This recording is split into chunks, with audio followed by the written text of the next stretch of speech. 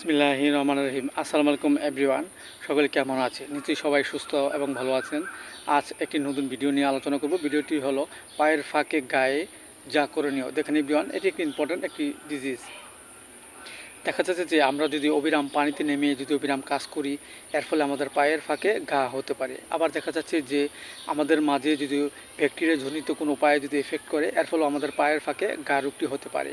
ইহা আবার বংশগত কারণেও আমাদের মাঝে ঘা রোগটি হতে পারে।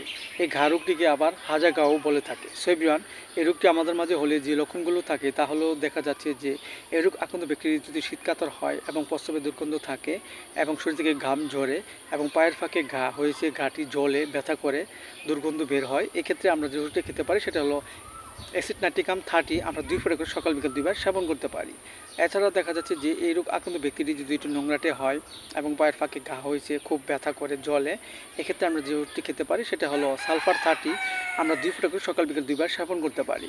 এবং দেখা যাচ্ছে যে আমাদের পায়ে ফাঁকে ঘা হয়েছে এবং প্রচুর দুর্গন্ধ বের হয়, ব্যথা করে, এক্ষেত্রে আমরা যে ওষুধটি খেতে পারি সেটা হলো এচেনিসিয়া 30। আমরা 2 ফোঁটা করে সকাল বিকাল 2 বার সেবন করতে পারি। পাশাপাশি আমাদের হোমিওপ্যাথিক যে বায়োকেমিক বড়ি ন্যাট্রাম সালফ 6 আমরা 4টি করে বড়ি চিবিয়ে হালকা গরম পানি সহ সকাল বিকাল 2 বার সেবন করতে পারি।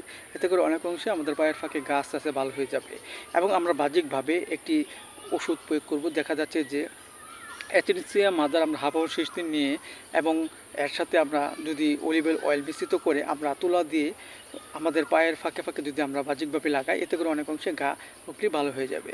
সো এভরিওয়ান, ভিডিওটি ভালো লাগলে অবশ্যই আপনারা লাইক দিবেন, সাবস্ক্রাইব করবেন। সবাই ভালো থাকেন, সুস্থ থাকেন। Thank you so much.